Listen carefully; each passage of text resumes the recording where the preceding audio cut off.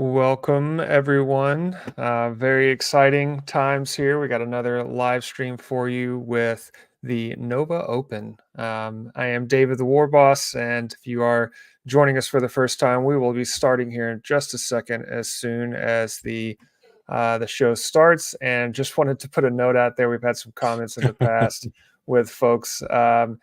Saying that, man, it sure would be nice if you weren't talking while the live stream is going on. So rest assured, we will not be talking while the Twitch stream is up. So wanted to put that out there. But yeah, Steve, thanks for coming along here and reacting with me. What are your hopes and Yeah. dreams for everything that's going to happen today for the live stream? What you Ooh. think? I would like to see maybe a roadmap for Spearhead. See if there's any potential, like get an idea of what's coming out. Maybe a timeline. As far as boxes Mm-hmm. go, I think that'd be cool to Mm-hmm. look forward to because I know they're slowly replacing stuff. But I don't remember how much they have already released. They may have released a lot more than I remember. I can't really say. Um, I'm sure we're going to see some of the new kill team. Like, I figure they'll maybe delve into Oh, that a really? little You think bit so? more. I think they might. I mean, because all we had was the what do we call it? The infomercial, Yeah. basically, Yeah. they had the other day, which is good. It was still fun. Um, Gosh, I know I'm beating this horse dead, but I'd love to see some idea of when some of the other Necromunda stuff is coming out, since that's Mm. my new side piece. Um, and just kind of figure that out. But I don't think that was on the teaser or the roadmap. So, but there's no doubt that we'll see more AOS fourth edition stuff, new models. I would imagine Skaven and Stormcast and all that. I don't know. I don't have a lot of like, oh, I just really want to see this kind of thing. Mm-hmm. I'll just kind of be happy to get to sit back and just enjoy what they present us. Right. Yeah, I think so. I think that we're going to see a lot of Stormcast models, of course, which is always nice. I mean, as a Stormcast player, I'm excited about the upcoming releases. They already showed the Skaven stuff, and so Mm-hmm. now we're going to see more of the Stormcast side, which I'm excited about. I think that the roadmap from a 40K standpoint, where we've had a lot of Sigmar, it's been very heavy on the Sigmar, and now we're going to have. Oh, it looks like are we starting already? And I'm going to Oh shut up wow. here in just a second. Yeah, starting a little early, maybe. My name is Adam. Welcome to the Nova Preview Show. Today's show is going to be a little different to our usual previews. Instead of focusing specifically on upcoming miniatures, we're going to be giving you a little insight into the future of loads of your favorite games and settings. We'll even be joined by some of the talented people from the Warhammer studio to give you the inside scoop. So, whether you're a fan of the grim darkness of Warhammer 40,000, a daring traveler in the mortal realms of Warhammer Age of Sigmar, or you're engaged in any of our other settings, prepare to be delighted. Let's dive right in.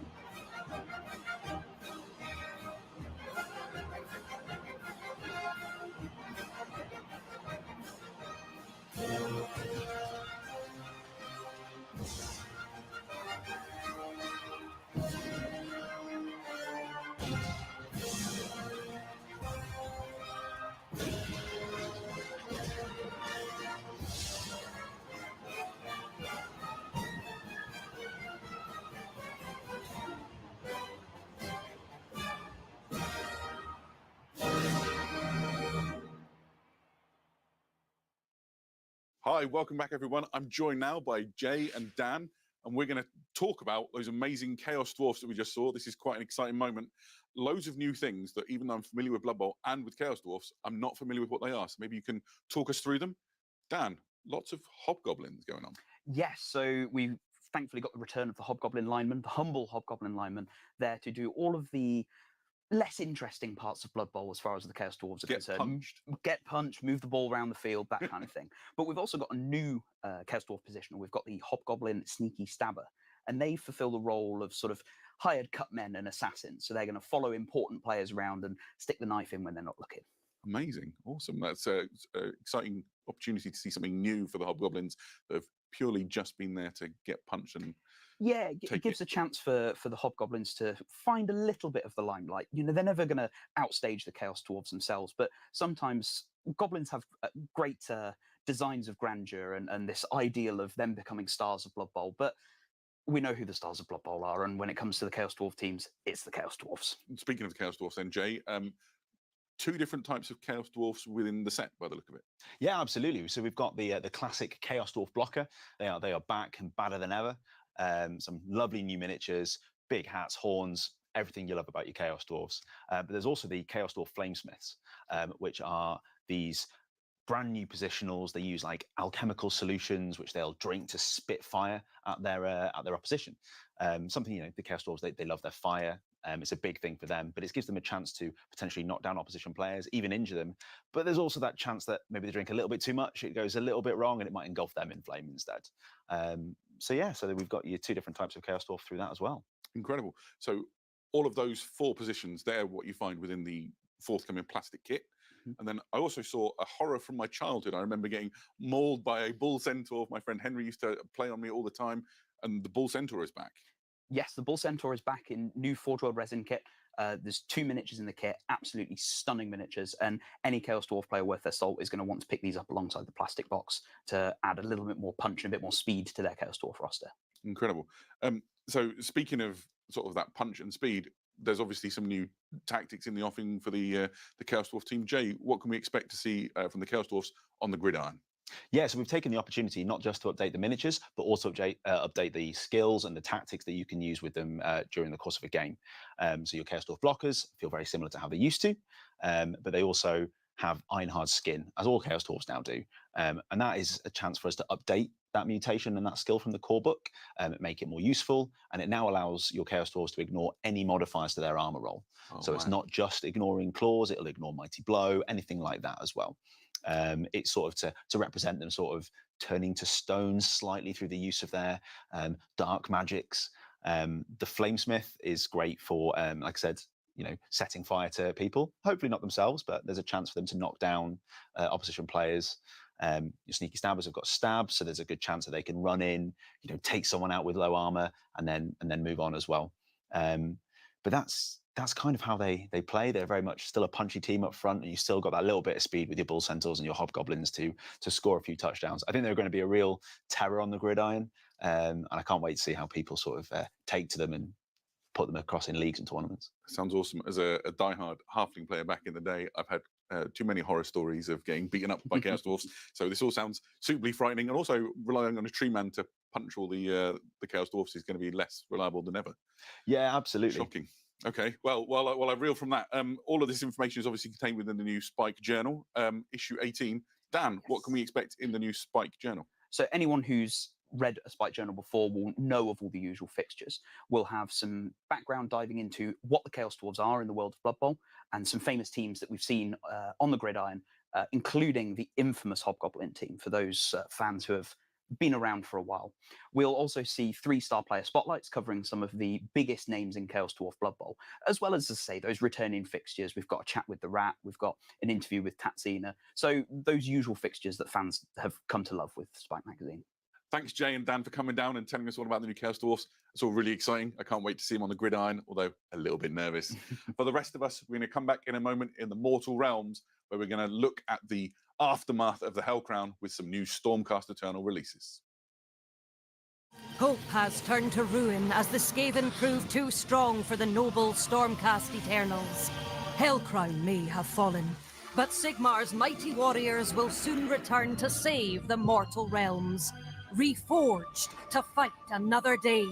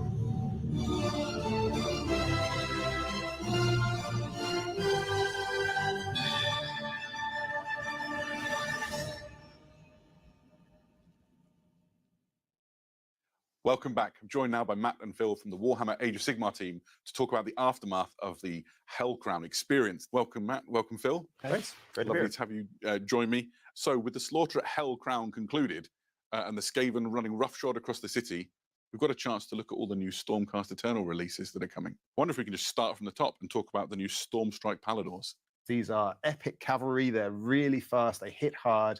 They have a certain way of essentially getting retribution for their fallen. So these are a counter-strike in a way, aren't Yeah, they? absolutely. And this is really giving that kind of core, hard-hitting, heavy cavalry to the Stormcast Eternals. And as Phil said, you know, they have this kind of ride for vengeance, effectively, where as other warriors are falling, you know, they're really that second wave that's going to come smash through into the enemy. Devastating charge. They're really fun to use on the tabletop. Or counter-charge if Or you counter-charge, spend the command absolutely. points Yeah, for yeah, it. So yeah, they're a really great late-game attack that Yeah. will cinch victory for you. That sounds amazing. And we also saw some fantastic character models. My favourite, I've always loved the new Lord Relictor model.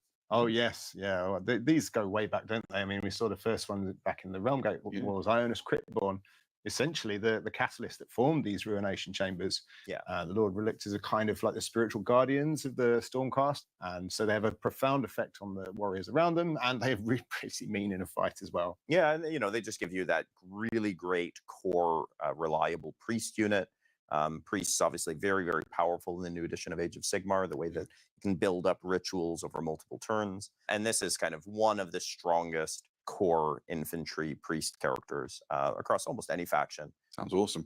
And I love all the sort of morbid imagery on them. It's so good. Yeah, of course. On a similar vein, there's a new Lord Terminus miniature. And what can you tell us about Lord Terminus and their role within the Stormcast Eternals? Oh, you were right to say morbid imagery. These guys are really the final point of the of a lot of Stormcast journey. Happens very rarely, but these guys can occasionally set the Stormcast out away from their eternal curse of living, fighting, being reborn over and over again. But yes, they're also pretty good at taking off the enemy's heads with their two-handed axes as well, which is, yeah, I mean, that thing's going to leave a mark. Oh yeah, and you know, fun to use and nice synergy with that brand new Ruination Chamber, which is now expanding with a few more options to bring into play. You segue beautifully into great new Reclusian models. Because of this new kit, you can now have a great variety, and you could actually field just a Ruination Chamber. Well, with these especially models. especially with some of the models we're talking about and will continue to talk about. Yeah, absolutely. You know, the Ruination Chamber is really being fleshed out as you know, a really fully fledged chamber with interesting synergies within it, interesting abilities, and you know, the Reclusians form one of the core elite units. They're your rank and file. Yeah. The Ruination Chamber, but each one of them is Pretty like elite that's a level. high bar, really right? high elite warrior. Yeah. And they come with the Memorians. Those are almost like their squires who are there to remind them of what it is to be human. Such a great image, isn't it? Yeah, it really is. It gives great scale. You can see just how big and powerful a Stormcast is. You know, one of the common threads that'll apply to all of the Ruination Chamber units is that incredible resistance, right? They've been through so much, they've been reforged so many times. They're going into just the absolute worst, most devastating, most deadly places. You know, whether it's enemy spells or prayers or abilities or debuffs or, you know, different things. They kind of have this ability, unlike any other units in the game, to kind of shrug that off and keep going. It's a really nice point of the lore and the rules on the tabletop sort of coinciding to give you the right feel. That sounds awesome. Talking perhaps at the other end of the Stormcast spectrum, we've got a new Lord Celestant, fantastic new miniature with great new options. Core infantry commander, you know, really works well, can fight back to back with different units, opens up a lot of builds, and you know, it's just a great option for that kind of general on foot archetype to go in and lead your forces. I love it. Whenever I play with my Stormcast Eternal Army, I see myself as the Lord Celestant in the ranks. So, absolutely, yeah. it's an important part the for me general is you personally. on the battlefield, Yeah. right? Yeah, exactly. I think that's It's a beautiful kit as well, and as you said, right. lots of fun options, and you kind of just customize it to really make your own Lord Celestin. That's fantastic. Speaking of sort of characters and things that have existed around since that first iteration, I remember learning way back in time about Torglug, and he's been on a journey, and we now have Taunus the Redeemed, just an incredible looking miniature. What can you tell us about Taunus? So Taunus is a really interesting character because, as you say, it comes from the Realmgate Wars, really. He's one of the first characters we got to know. His backstory, as you intimated, Torglug, once upon a time, was as a farmer, he was defending his village against Nurgle. And he fought so hard and he held out for so long, but eventually Nurgle got him. But he was redeemed by Galmaraz, so there was still a bit of goodness in him. They reforged that into Tornus the Redeemed. We've seen his character evolve even more, and he is now a leader of the Ruination Chamber. He's put aside his personal vendettas for the good of his brothers, and he's become a Knight of Xeros. He takes the light of Sigmar to guide the lost. So he's had a really interesting story arc, that guy. I'm all about a good redemption arc, just a fantastic journey. The kit doesn't just make Tornus the Redeemed, though. It also makes a standard Knight of Xeros. Is that right? Yeah, absolutely. The standard Knight of Xeros has a little bit more synergy directly with the prosecutors, you know, kind of flying in, supporting them with that wing. So both really fun options. I love I love Tornus's whole arc, and just seeing that realized on the tabletop is really fun. So obviously Tornus and the Knight of Xeros, they can get around nice and quick, but my experience of my Stormcast Eternal Army is a little bit slower on their feet. That's where the Stormreach portal comes in, right? Yeah, absolutely. So this is a complete building. It's in the Azerite Art Deco style. It's a massive, great, powerful thing. And this has been built by the Stormcast and their aides, the Memorians, to essentially act as a kind of a battery of storm power that enables them to get essentially teleport, really, in blurs of lightning. So what the Stormreach portal opens up kind of for the first time is having that option to hold some of your troops back, defend that home territory, and then go through that portal in order to deep strike. It's awesome. Deep into the battlefield later on in the game. The game has a lot of movement aspects to it. Claiming objectives is huge. So yeah, I think you're going to enjoy it. Oh, that's awesome. So the showstopper for this set of Stormcast Eternal releases has to be Iridan the Witness. Can you fill us in on what they're about? Yeah, absolutely. Now, this is the first Stormcast to ever take another Stormcast life, which is obviously a huge deal. They couldn't stand to see their brother-in-arms suffer anymore, and that poor unfortunate was pleading for an end, and Iridan gave it to them with essentially a magic axe, and that has given them the gift of oblivion. Now, Sigmar wanted an answer as to why that happened, and Iridan ended up talking to Sigmar himself about this and pleaded their case so eloquently and so well that actually it is now a formally recognized thing that can happen in the Ruination Chambers, and the Order of the Lord Terminos has come to be as a result of Iridan. They keep the memories and the sagas and the war histories of all those that they have to end. They're very responsible. This happens very rarely, but in a way they are a moral compass for the Ruination Chambers. And naturally they bring vengeance to chaos on their great Morgriff as well, striking like a bolt from the blue. So we've got a really great active character joining the Storm host in this point. That's bleak and awesome. Now, the kit has a separate component, right? Yeah, and absolutely. So you can also build this kit as a Lord Vigilant on Morgriff as well.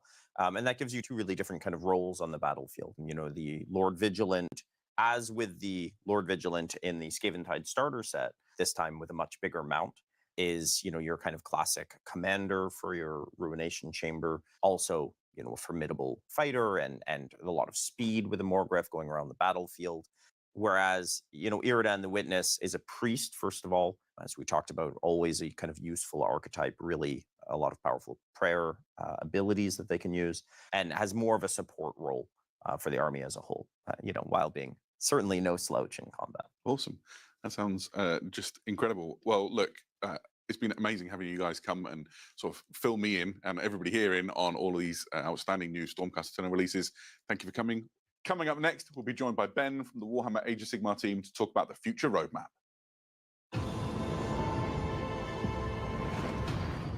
So, Ben, it's obviously been a really big year for Age of Sigmar. What are the highlights been for you throughout the year? I think the highlights for me is the Dawnbringer Crusade and those build-up books that took us into Scaventide and the brand new edition. And in particular, personally for me, Spearhead.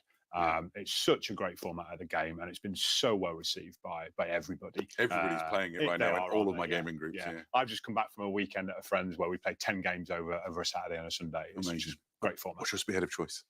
I don't have a single one. I have a few that I play.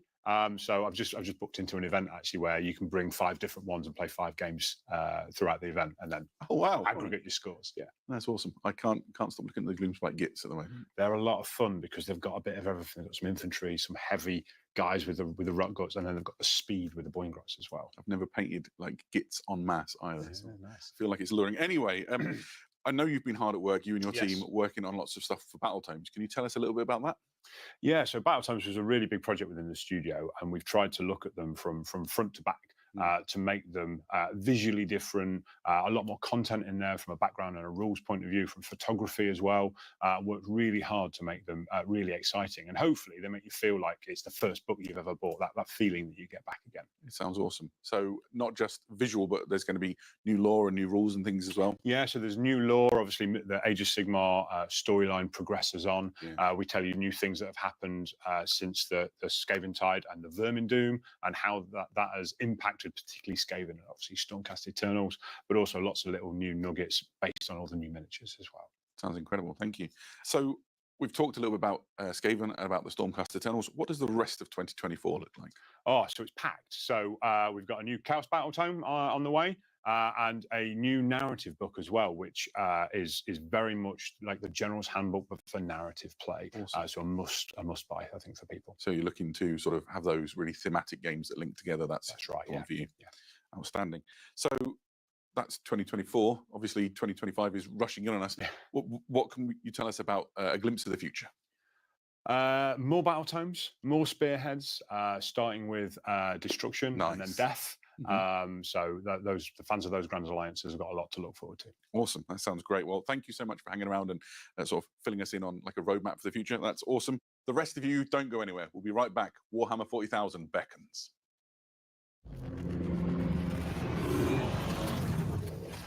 We're joined now by Stu from the Warhammer 40,000 studio team. Stu's here to tell us a little bit about the Warhammer 40,000 roadmap for the future and talk a little bit about what's happened so far this year.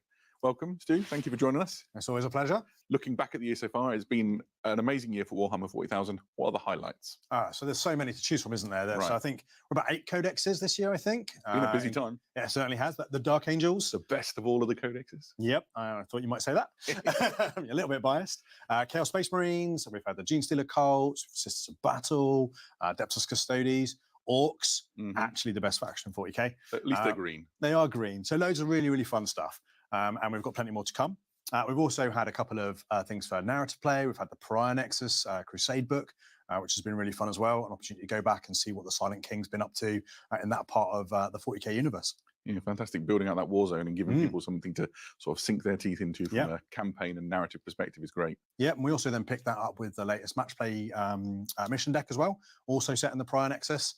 It's been really good fun kind of exploring different bits of the kind of 40k universe through the different lenses.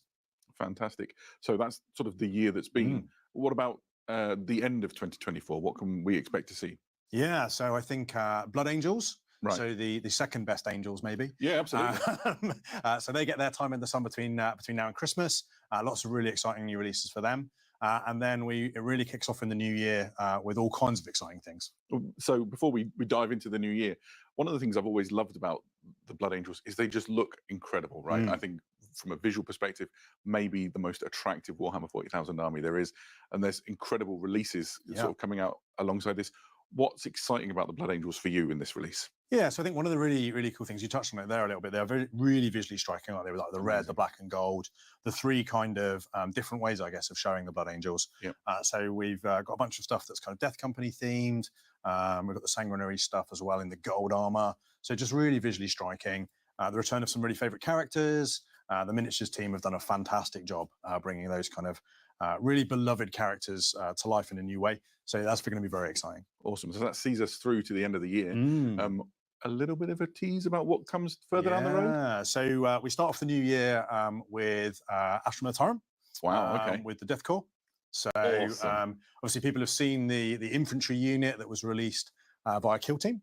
Yeah, absolutely. We get to round that out with a full Death Corps release, which will be super exciting. That's going to be amazing. Really, really good. Yeah, I think they're like a fan favorite regiment. Yeah. I think most people have like a favorite Astra Militarum regiment. We know that the Death Corps are really popular, so that'll be very exciting. We're going to follow that up with some Eldari launches. Wow. Really rounding out some of the Aspect Warriors with some new sculpts for those, which will be really cool. And then some really exciting stuff on the horizon after that for the Forces of Chaos. That sounds incredible. What a brilliant way to sort of finish off 2024 and then kick off 2025 with an enormous bang. For sure. I mean, Astra Militarum and Eldari, two of the probably the most popular factions in 40k. So Incredible. yeah, really good start to next year. Long-awaited things that people can be really excited about. But Oh yes, that's really great to have you come and join us and tell us a little bit about the future and sort of flesh out that roadmap for us, Stu. Thank you very much. you're very welcome. As for the rest of you, stay right there. We're going to come back with news from the Age of Darkness and the Horus Heresy.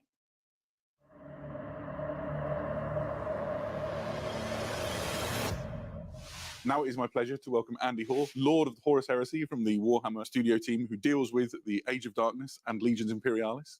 Welcome. Thank you very much, Adam. It's good to see you again. Yeah, pleasure. It's really nice to have you here. It has been an amazing couple of years for the Horus Heresy setting. We saw the Age of Darkness launch. It was about 2 years ago now, right? Summer 22. Wow. Yeah. What a time has flown by. And Absolutely. what's that been like for you and your team? It's been a crazy ride, obviously. So we came out of the gate with a big box set with loads of cool stuff in it. We did new Mark 6 Space Marines. Painted a lot of those. I painted many of them myself, yeah. We did upgrade sets to turn them into heavy support squads, special weapons squads, all of that sort of thing. Veteran squads, you can make loads of stuff out of all of those upgrades. We came out with loads of tanks because we already had the designs in resin. So the same designers got to make them again in plastic, which is why we had so many of those. And then since then, we've brought out Mark 6 Assault Marines. And then the really exciting thing, we get to expand into more factions. So first of all, the first wave of Solar Auxilia, more of those coming down the line. And then Mechanicum, which is the next big new faction. Yeah, and that's sort of happening right now, isn't it? We're seeing the first of the Mechanicum in plastic. That's absolutely right. So initially, we're taking that dive into Space Marines, giving people a really good selection so they can start their journey in plastic. And then we decided to broaden that offering because the more factions you have in the game, the more people you can draw into it, the more variety you can get. Yeah, the more excuses you have to buy cool new stuff. Exactly. The lure is quite strong. And from a narrative point of view, the Mechanicum offers something quite rich. You know, you've got the Martian Civil War playing out, right? That's right. You've got a completely different type of army to Space Marines with the Mechanicum. We sometimes like to sort of compare them to fantasy tropes, if you like. The Mechanicum, we very much think of like a sort of undead army, essentially. Yeah. You've got these very sort of arcane, mysterious characters ruling it, and they're a little bit like necromancers, raising up the hordes of dry or wet undead. Yeah, there's something really disturbing about the sort of that flesh and machine melding. You can see that sort of connection to them. Are they properly alive anymore? Yeah. Particularly because you've got different troop types within that army. So you can have hordes of tech thralls, for example, if you want to go for that shambling zombie horde style army, or you can have lots of robots, lots of automata from more of a sort of dry undead sort of feel. But the Magi are always these characters that are coordinating the whole thing. They're using their cyberthurgic spells essentially to sort of control them and focus them in battle. So it plays completely differently to a Space Marine army, but it also offers lots of different play styles. You can go for hordes, you can go for elites, you can go for big constructs, heavy weapons, the whole lot. That's a really lovely addition to the Age of Darkness and something sort of exciting for collectors to sink their teeth into. So that's happening now. Yep. People probably can see them, in their local Warhammer stores or hobby centres. What's next on the horizon for the Horus Heresy setting, be that Age of Darkness or Legions Imperialis? So specifically for Age of Darkness, first of all, we will carry on our journey into the core Space Marine range. There'll be plenty more coming out for that. Hopefully quite soon there'll be a melee weapon set. The long-awaited. The long-awaited melee set, which we've mentioned in some roadmaps in the past. We're probably almost ready to show those, I'd have thought. Much awaited. Yeah. There'll be more Space Marine stuff, more core Space Marine stuff.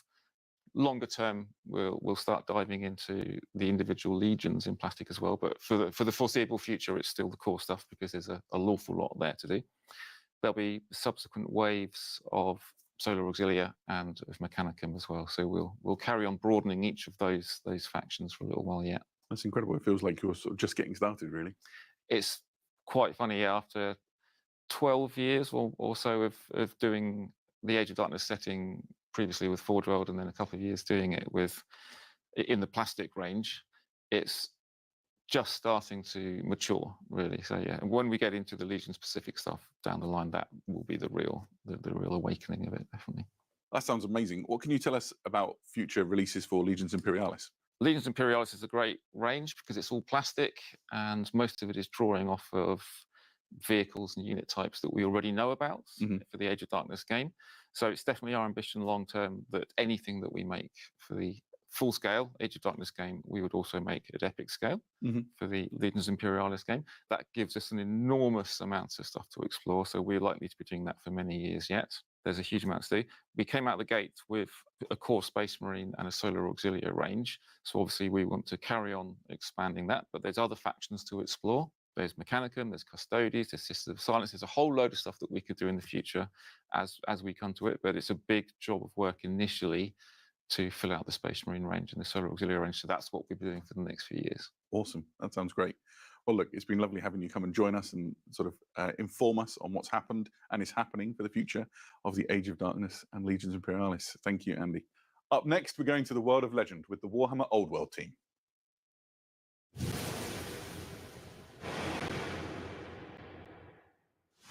I'm joined now by Dan from the Warhammer Old World team.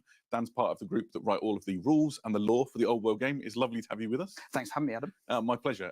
It's been an amazing year for Warhammer the Old World. We've seen this renaissance of a system and a setting that I particularly love. How have you found it so far? It's been wonderful to welcome everybody back to the World of Legend. It's one of our most sort of beloved IPs, and it's something that we as a team have really, really enjoyed delving back into. Yeah, absolutely. So since sort of it returned, what have we seen so far? What have people been able to get involved with? So we've seen the release of the core game, and alongside that we had our launch boxes for the Bretonnians and the Tomb Kings, which went out really well. They were very popular and people were really excited by the content. We followed that up with the Orc and Goblin Tribes, the Arcane Journal format, and again, the content in there people seem to be really, really resonating with, so we're happy with how that's been going. And then we just most recently had the Dwarven Mountain Holds return. For me, I'm super excited by those. Some of the miniatures in the Warhammer Dwarfs range are amongst my favourites. They were actually the first miniatures I ever bought from Games Workshop way back in the day. A tiny little Adam with hair and no beard. That's fantastic. Wandering into a Games Workshop store to buy dwarfs. So delightful to see. What have you been doing yourself? Come on, have you dipped your toe in? What's your army of choice? Absolutely. I mean, when you work at Games Workshop and at Warhammer World especially, it's hard not to. So I've been building up an Orc and Goblin Tribes army. Yes, lots of bits for a nomadic war in particular. I just love the idea of these Orcs and Goblins mounting up and racing off to go and raid and pillage Bretonnian farms and places in the Border Princes, and then racing off again with all their loot. Those turnip farmers don't know what's coming. They really don't. I love it. That sounds amazing. So we've had lots of great stuff in 2024 already. What can we expect to see before the end of the year? Well, hot on the heels of the Dwarf launch, we have the Warriors of Chaos making their return to the Old World. Awesome. We're in an interesting time period in the setting at the moment where Chaos has been waning in power a little bit, but with the rise of a certain Everchosen and that doom approaching, Chaos is on the rise again, and we begin to cover that in the Chaos Arcane Journal. That's very exciting. We're on the approach from a historical point of view to a very exciting time within Warhammer's sort of setting and chronology, aren't we? Absolutely. The Siege of Prague and the battles around Kislev mark some of the most important points in this period. But we've got a lot of distance to cover before we reach that climactic battle. It's a way off yet, but you can see it 100%. distantly on the horizon. Absolutely. And as I say, we've got so many events to cover, and as anybody who's been following the narrative in the Arcane Journals will see that we've been sort of jumping all over the place and really enjoying the sandpit of this time period we have to look at. That's really exciting. So Chaos Warriors within 2024. If we look a little bit further out, sort of beyond the horizon, as it were, what can you tell us about what the future holds? Well, it would be improper, really, for us to follow the Warriors of Chaos with anything other than the Empire of Man. Yes. The two have been classic foes for as long as Warhammer has been around. So again, it just made absolute sense for the Empire to follow up. That sounds so exciting. The Old World setting just continues to add something new to a system that so many of us love and enjoy. It's been really exciting having you come and join us, Dan. Thanks for taking the time. Some amazing stuff from the studios about Warhammer 40,000, Warhammer Age of Sigmar, the Age of Darkness, and the Old World. But we've also got loads on the way for our other systems. Necromunda. Hive Secundus took us underground with the terrifying Genestealer cults. Expect to see another faction release this year, and further into the future, we'll be looking at other factions to add. Kill Team. The big news is Hivestorm, the new edition of Kill Team. We're looking forward to seeing people get hold of the new rules. Going into the new year, we'll continue to release kill teams and box sets to add more scenery and locations to your games. Underworlds. Plenty happening here. Before the end of 2024, you'll see new warbands being released. And in 2025, we'll continue to build up those factions. Warcry. We've just released Briar and Bone, which we know the community were waiting to get their hands on. Blood Bowl. This year has seen some great teams released, including our favourites, the Gnomes. Everybody loves a badger. We've also just revealed the Chaos Dwarf team coming to Blood Bowl very soon, and there's plenty more in 2025. Well, we've got time for one more reveal, and it's something very precious that I'm incredibly excited about, and I hope you will be too. Before I leave you, remember, if you want to stay up to date with the latest Warhammer news, head over to warhammercommunity.com. Now, let's see that extra special final reveal.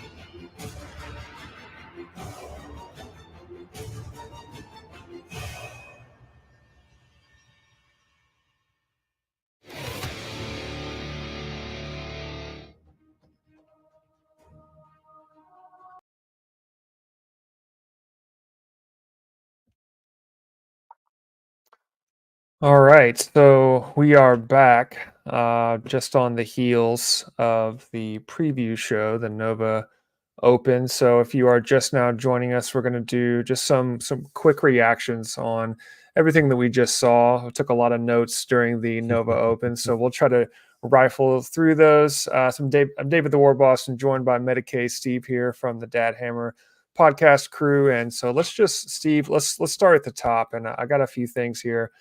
Starting off with Blood Bowl announcing the Chaos Dwarfs.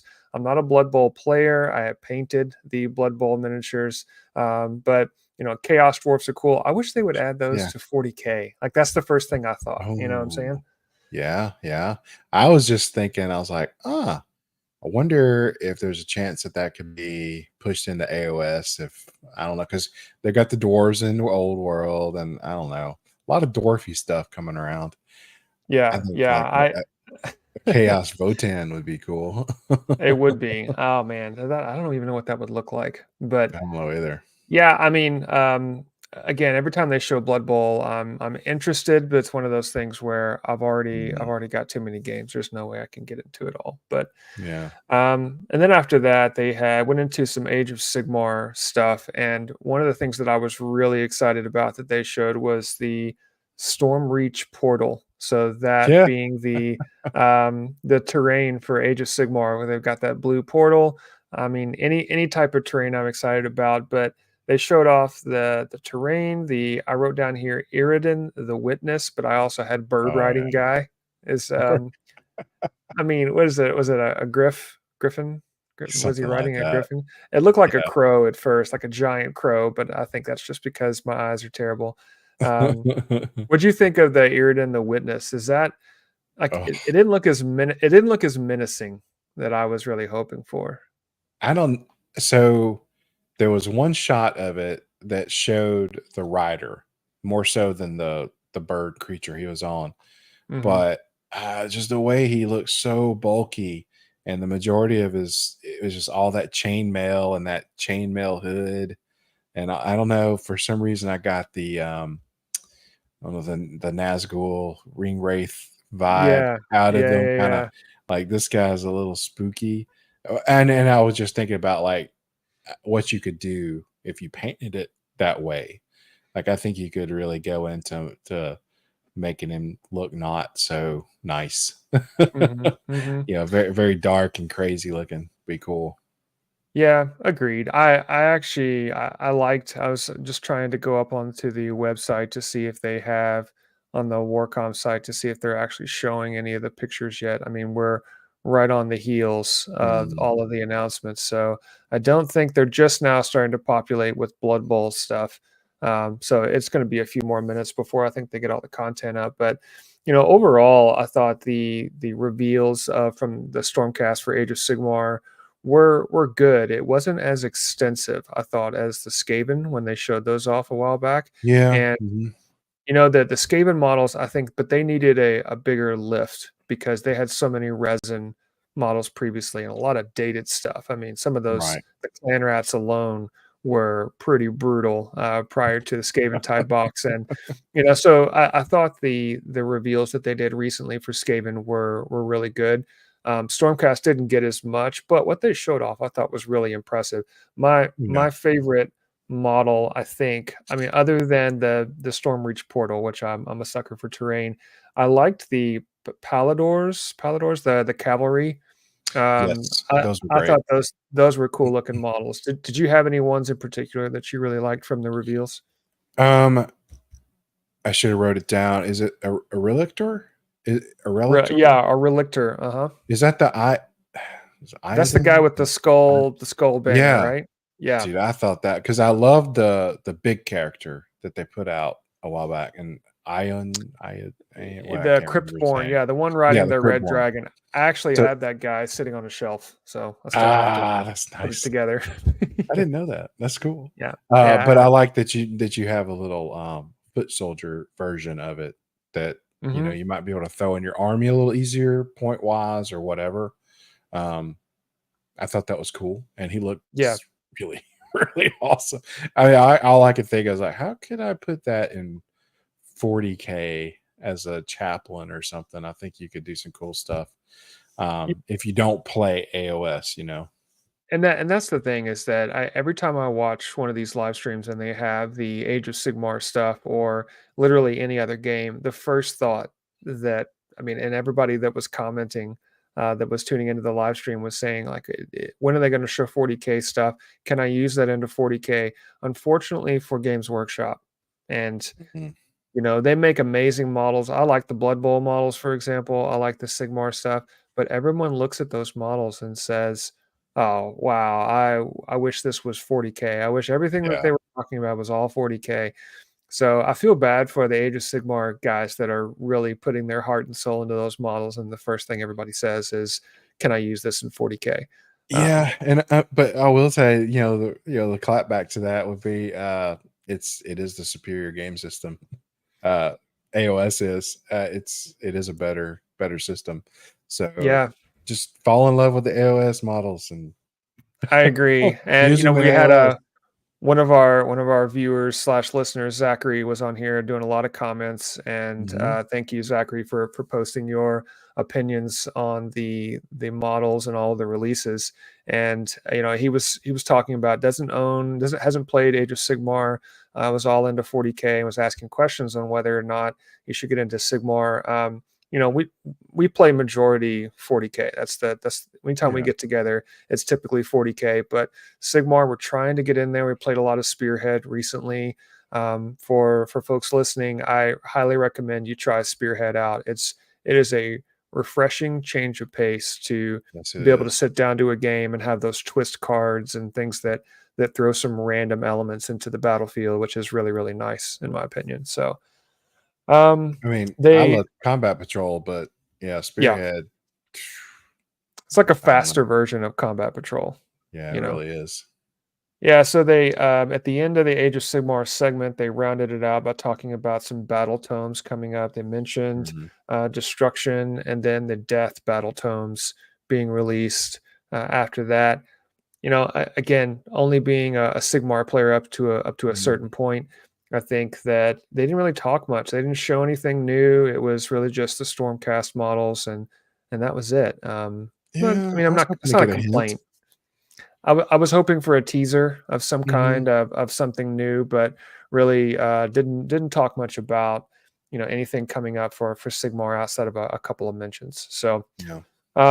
but let's move on to 40K announcements because everything has been Sigmar based. I mean, they had a new release, a new edition. So they had the new edition come out. So everything's been Sigmar lately, and I'm sure our 40K listeners and myself included are ready for something else. So I was really excited coming into the 40K announcements, hoping for a ton of reveals or a nice graphic to show roadmap, maybe for the next 2 or 3 quarters. A little light on the announcements, man. Mm-hmm. I was not real thrilled with what we got.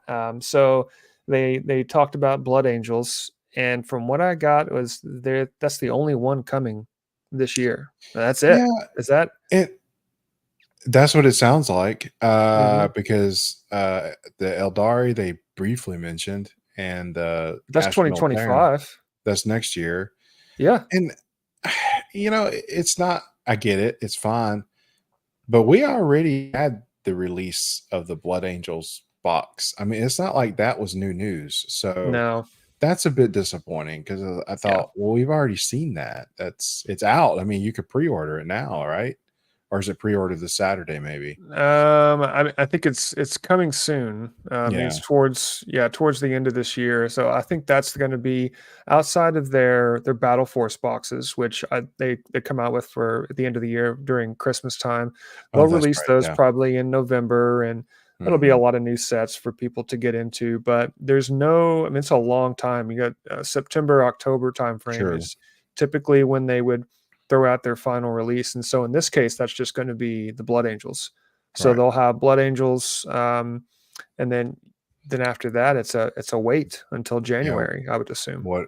Right. Because whatever battle boxes else they put out, I guess the Inquisition stuff that'll be. Will Yeah, that be battle boxes for Christmas? You think? I would assume they usually Yeah. have maybe six or seven, something like Yeah. that, the Battle Force boxes. But they've been releasing those when the armies come out throughout the year. Yeah. So when they'll put in a Battle Force box whenever the new codex hits, which is nice. So I would assume that they will continue with the Battle Force box treatment towards the end of this Yeah. year, in time for Christmas, around November timeframe.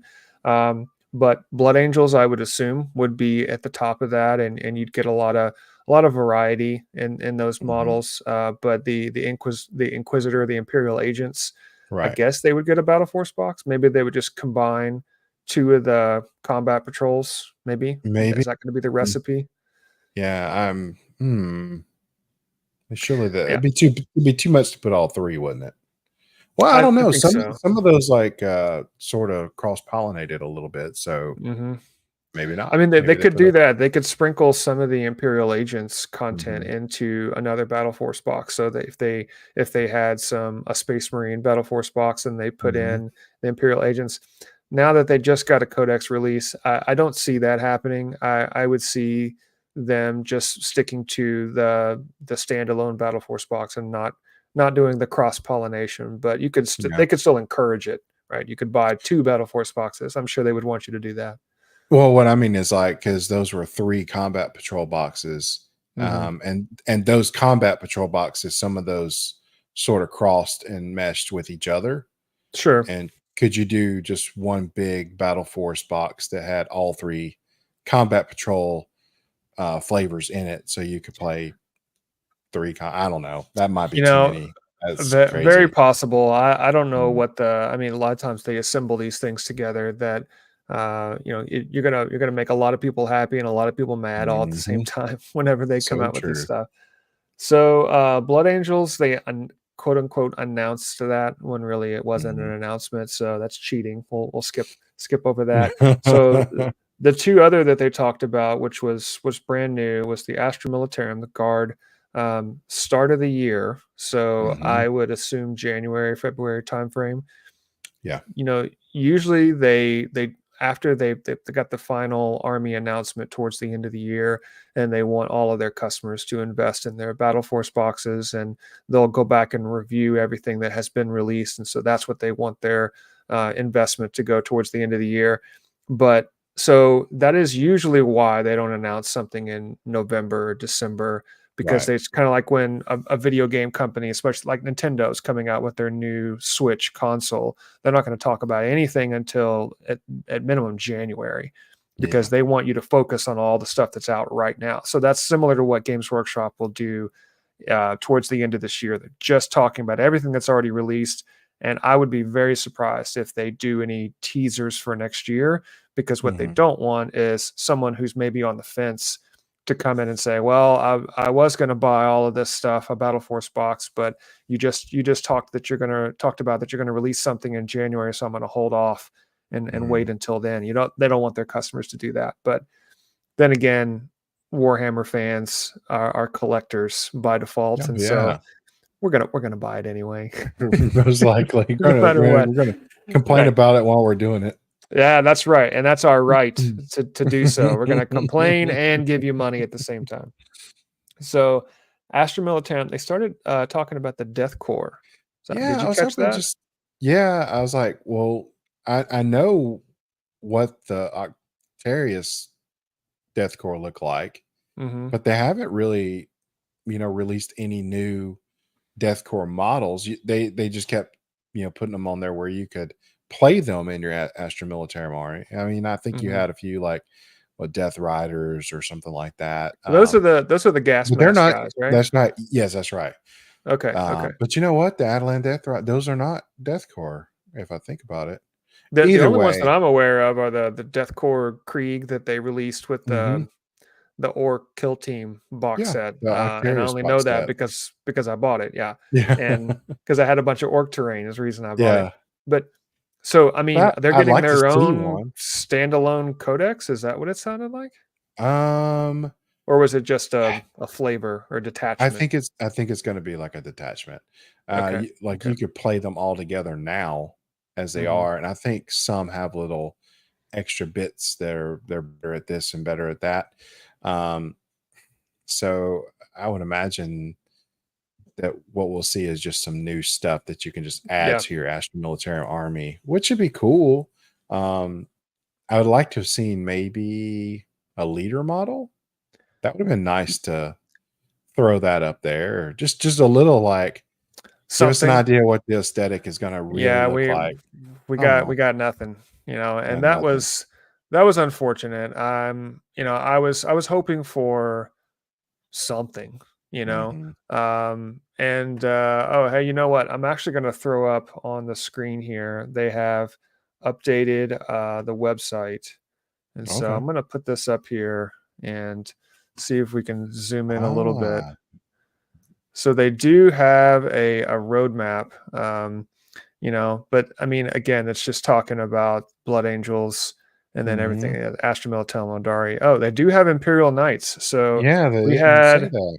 they didn't say anything about Imperial Knights. Uh-uh. So trying to think who is our RS Binko said, I hope we get something. I'm going to throw his comment up here Yeah. on the screen. I hope we get something for the Imperial Knights in Q2 2025. The man Looks has like been reading Q1. the tea leaves and The tarot or seen some, cards. yeah, or seen a leak on Reddit, one or the other. Um, and was apparently Imperial Knights are coming, which is cool. I Yeah. I haven't seen any releases for them in a while, but as you can see from this screenshot here, they've got the Astra Militarum and the Death Corps gas mask guys, as Yeah. I'm affectionately calling them. So pretty I'm cool. curious about the big names and special chaos treats. I'm sort of interested what the big. I don't know what the That big sounds like names are. Halloween. That sounds like Are they? Halloween. A special chaos treat.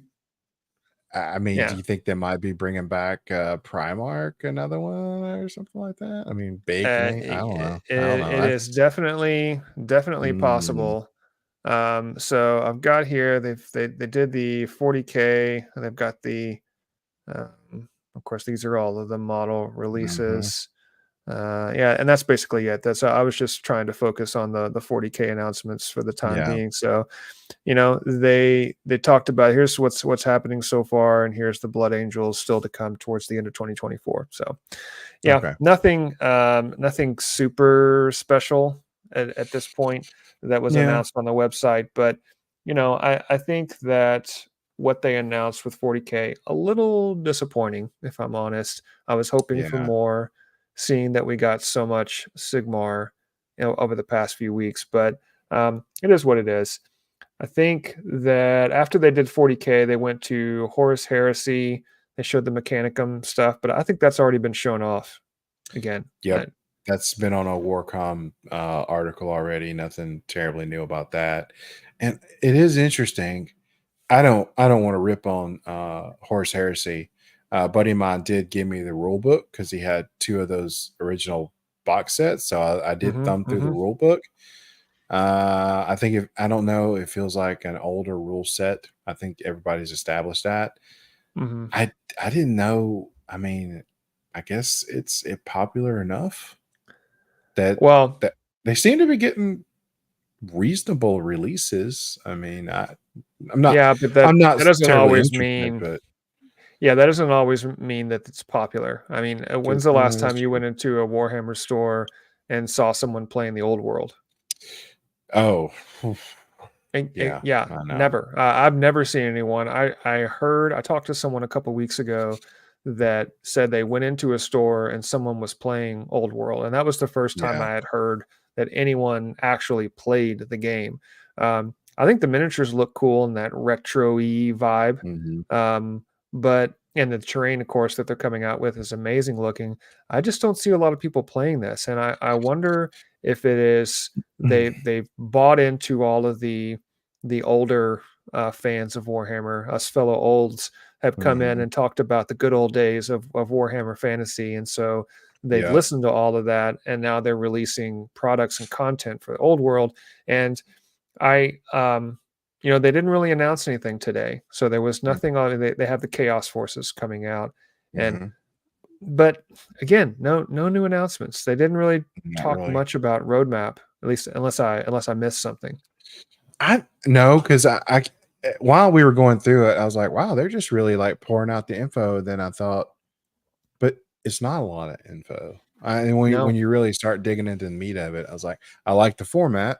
I appreciated like, all right, let's get through this. We're gonna Mhm, show this mhm. off and do stuff. I just thought there would be more, and I think you're right when you start debriefing it. It's like, man, I think we've seen all this. Except for the Stormcast models, we've already seen everything that Yep. they've just talked about.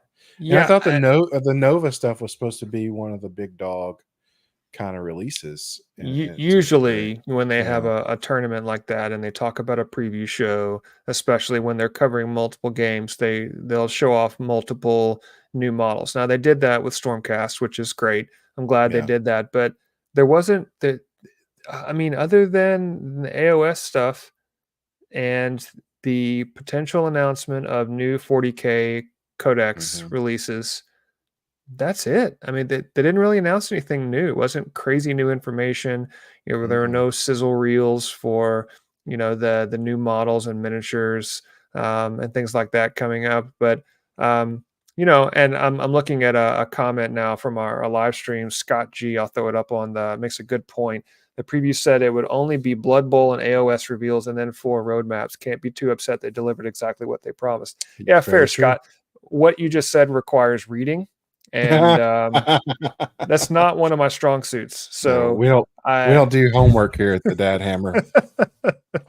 so fair point, Scott. I mean, they did exactly what they said they would do, and so if Yeah. you were observant and actually read what they were previewing and announcing, you wouldn't have been disappointed. Okay, Mhm. noted. I'm gonna still be disappointed. Ignorance is bliss, my friend. Well played. Well played. Yeah. So, okay, well, now I've kind of changed my tune, but I'm still going to complain. I was really hoping for some more reveals, some more announcements. I will say though that with the roadmap, I wanted a more extensive roadmap. I guess Yeah. the roadmap really only revealed not even more a definite Q1. It was Mhm. here's 2 codex releases that they're gonna come out soon. It didn't say January, it didn't say February, it didn't give us a time frame. And thinking back to the previous roadmaps that they've had, a lot of times they'll show I don't know 6 different codex army releases for the Mhm. next 6 to 8 months. And That's right. that's what when I think roadmap, that's what I'm thinking. I'm thinking 6 months down the road, and really we just got, I mean, okay, technically again towards the end of the year, and then a couple of Mhm. months, maybe they kind of gave us that. I just was hoping Yeah. for the graphic, to really punch it home. But yeah, Are we missing any 10th edition codexes still for uh, 40K? Are they done? no, No, I no. guess I mean not. 'Cause Imperial they Knights still and got they yeah. still got a ton to That's do. what okay. I was just making sure that I didn't miss something because I guess you saw Blood Angels. Yeah. They've not addressed Space Wolves. Yeah. Okay. Votan. Yeah, You, Votan. I yeah, don't yeah, have yeah. anything Okay, for Votan. okay, I've got right. the index rules, which allow me to use judgment tokens and all of the Hmm. updates to the points and things, and they're definitely playable. I was just hoping Hmm. for. I thought for sure we'd get something for Votan It's been a soon, and year. It's been more than a year. yeah, I mean, you're yeah, right. It would have been but nice to see where that's going. yeah, I wanted to see more models, a preview of some additional stuff for Votan, another vehicle. Of course, my Modoc Dreadnought that I'm hoping for, which will never Yeah. be released. But I would love some kind of robot figure from Votan, and I was hoping Yeah. for something, in anything, not necessarily a miniature reveal, but the codex on the roadmap is what I was hoping for, but Yeah. didn't get that. So anyway, to wrap up, I thought that um, this preview was okay. I mean, I'm always Mhm. up for a preview, and I love doing these live streams. It's always fun Oh, yeah, to chat that's with the good. community, which is cool. So thanks for everyone that joined us. And if you are listening to this after the fact, be sure to look out on our YouTube channel for future live streams when we do this and on the next preview show. But other than the Sigmar stuff and the announcements of the new releases, I thought this was an okay Mm. Nova preview. Steve, what are your thoughts? Yeah, I agree. I would not call it lackluster because it was done well. Like I like how they did it. It was organized. It Hmm. was to the point. There wasn't a lot of. Oh no, I felt like was it the AOS uh, preview? I felt Hmm. like, can you stop talking now? Because I was like, I'm just not interested in that. Yeah, But I do feel like they like fired through stuff and very quick. there was a lot of information presented, Hmm. and I think it was presented well. And I did enjoy that, and I really hope that that's a sign of things to come for future reveals. Like, let's go, let's do it, and they really did show a lot of models Hmm. on screen. Um, it just wasn't, maybe it wasn't what we were hoping for necessarily, or enough of new stuff. But I liked seeing models and models and models and models. I don't need to really see two dudes on the couch talking. That's okay, but they did just enough of that to make it Except pointed. us. We're two Oh, dudes sitting I in a chair sit. talking. I sit on a Yeah. couch like professionally. I'm so good at it. And if they're looking for a couch sitter, I'm in. But no, Mhm. I thought the presentation was well, and the Yeah. overall format was good, and I like that. I hope they keep doing it like that. I Same I, way. I agree. It was very quick to the point. I'm glad they didn't try to do too much filler Yeah, on the show. So props to them for that. I enjoyed the preview. So hopefully the next preview we'll get into more. But I'm assuming we won't get another one until maybe the start of 2025. So yeah. stick around for that. So. Um, I did want to transition now with a little bit of time remaining to hit one news item that I thought would be good to talk about since it was just revealed today. I'm going to share my screen and we'll hit this, but they showed off and this has been rumored for a little while, but I'll put this up on here, the Combat Patrol magazine subscription. This Hmm. was recently announced. That I think this has been in Europe for quite some time, but they just announced this today for the U.S.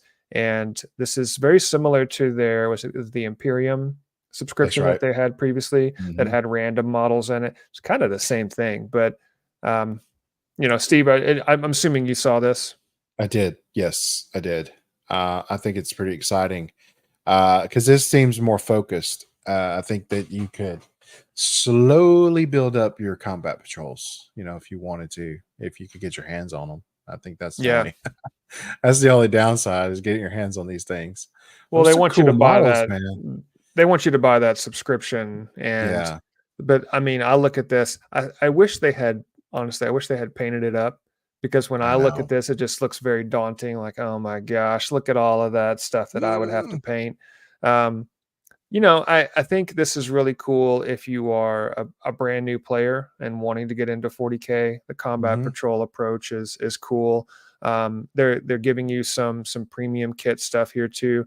But again, like I've got most of these models now. Yeah, Not I do, everybody's a psycho like we are, and we have multiple armies. But if you've already got a few armies, yeah, I don't know if the combat patrol subscription is going to be worth it. I would assume it's going to be, what was Imperium, like $15 a month or something? Ooh, I think so. It's pretty pricey. I mean, Yeah. it's still cheaper to go out and buy your target models. Well, I but mean, but if you subscribe and you get every single release, and this is what you want to do, Mhm. this is a fairly cost-effective way to Yeah. get a lot of models. If this is just what you want to do, you're going to be able to get quite a bit of content for the price. I remember when they announced the Imperium magazine, and one of the reasons that I didn't get into it was partially price, but the other thing was just the amount of content that they're sending to you every single month. Yeah. Like, you're getting something every week, every couple of Mhm. weeks, and That's pretty I don't know awesome. about you. I mean, yes, but I don't have time to I don't. build all that and paint it. So I was just thinking it gives me anxiety even to think about the amount of pile up potential that would be coming with this. And I go back to this. It's a lot Gosh. of models. If I remember correctly from the Imperium, it ended up being like, I don't know, $700-800 Yeah, that's about right. by the end of it. Mhm. Yeah, because it wasn't just a month. I want to say it was like $12-15 per issue, which was a couple of times a month. So you're Oh, paying maybe that's what it was. 25 Yeah. 30 $30, and then you're doing it over a couple of years. So I think it came out to around 700 or so. And then if you get the Mhm. premium add-ons and the extra stuff, I'm sure it's worth it, right? There's a lot of models here, and you get all Yeah. kinds of vehicles and stuff. But it is just I think it's cool that they're doing this. I personally won't be doing it because I've already got a lot of the models anyway. I know. And I got that big blob of gray, that whole front row. I've gotten a box. It's still not assembled nor painted. So Yeah. I know Yeah. what you're saying. But it's just one of those things. I like the fact that they're giving us the option, which is cool. Mhm. And I don't know if they'll ever bring back the Imperium magazine part, because they had so many different models, and I think they really want to double down on Combat Patrol. I would assume that they would do something very similar for Spearhead if they. Yeah, that'd be cool. They haven't done that. That might actually get more people in on it, they may just completely dismiss it because it's Sigmar. I'm just thinking Mhm. about, folks like Zachary that was listening in on our watching on our live stream, who was saying that he doesn't play Sigmar, and would a magazine subscription get somebody like him to buy into this? That I don't Mhm. know, but Yeah. I think they're trying all kinds of different options. And so when they release all their games or the different things like Horus Heresy and Old World, Necromunda, Kill Team, 40K, Age of Sigmar, Blood Bowl, my goodness, there's just a lot of games, and some of them are ridiculously complicated. I know that you mentioned Necromunda was a hefty rule set, but Yeah, but it's a lot, but yeah, you just you gotta want to do it. It's mhm, not as bad as it sounds. yeah. But I like the setting, and I think that's the cool part. It's scratching a real narrative itch right now that I'm enjoying looking at. So They maybe didn't they watch. didn't announce anything for Necromunda during the Nova. I mean, they showed some They pre screenshots, but it was Yeah, they briefly said that they touched on the Hive Secunda stuff that's come out, because it's got a pretty hefty release in the last few months. So there's no real mhm, complaints from Necromunda fans right there. But I was excited in that they said that there are new gangs coming, yeah. and that's really cool. I mean, but But they could boy, is say that that. Who knows when yeah, that's going to yeah, happen, right? yeah. They Who could say knows? that at any time. Like, there's new Right. gangs, and they could come out in 2027. But they weren't lying. No, they weren't lying. I mean, the rule set's not changed much, and this release, there's every few years, I think that big Ash Wastes thing was the last big release, and then they Yeah. trickle out a character here and there, So hmm I hmm don't know, but you don't need much. So that's just the thing. You don't need a lot to play. It's because you've got these little gangs that are only like 8 to 10 figures, so you don't need huge releases. There's just not a Right. lot to do with them. So not Yeah. like 40K. You need an AOS. You need some substantial releases to keep people happy and moving forward, I guess. Well, because you're always adding to your army. There's Mhm. always something else to add. Whereas Necromunda is a much more. It's very, I would say it's similar in scope to something like Kill Team, where Yeah. you get your kill team or War Cry, where you get your war band together, and this is your Yes. group of models. And maybe you could buy another army, but you're not going to be continually adding hundreds of models to a kill team or a war band. That's just not the design of the game. That's So right. they don't really have to release much other than maybe some new gangs, new terrain, which is what they've Mhm. done previously. It's a much more challenging prospect with 40K and Sigmar, these large tabletop, Yes. massive war games where everyone, people like us are always asking, okay, thanks for all this stuff, but what have you done for me lately? I want Mhm. more models, more. And just the scope to be able to reproduce those from a manufacturing standpoint it's Yeah. got to be daunting for them. And so I can't imagine the P&L, the profit and loss, where you're going back and trying to put the investment in the right things and the right molds, and Yeah. then everybody hates it when you reveal it. Oh, Man, and it's you we're can't terrible afford. people. Well, you can't afford too many flops, man. You're like, I know. Their it's a designers have big got to be deal. on point all the Yeah. time. And boy, I guess, this is almost like being a professional athlete, that you're put in those pressure cooker situations and you're expected to perform. And when they get on these live streams and they show off the thing that they've been working on for months, and can you imagine being the designer for a Stormcast model that you just poured your heart and soul into, Mhm. only for 90% of the people that are watching to say boring, show us 40K stuff. And look at how many, if you put up Twitch before the show, I mean, just on the page that popped up, there were a dozen live streams waiting to get started.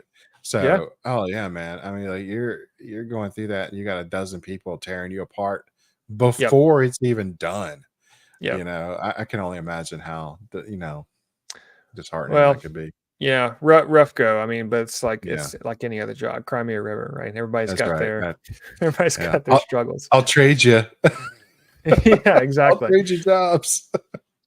Well, lots of cool things to come for sure. The Nova Open was very exciting, and of course, the Combat Patrol magazine was a cool surprise today. Just wanted to say thank you again to all of the listeners and viewers that watched our live stream on YouTube. I really appreciate the support and all the comments going back and forth. We hope you enjoyed our live stream and the post-show reaction. We will plan on doing more of these in the future, so please drop us a like and subscribe, all of the YouTube algorithm things. And for those that are listening to this podcast, I hope you enjoyed our special edition. But until next time, we appreciate the support. Make sure you leave us a review. I am David the War Boss, and Medicaid Steve joining here. Thank you so much. And remember that all of those pile of potential boxes can double as terrain. Take care, and we will see you next time. Good night, everybody.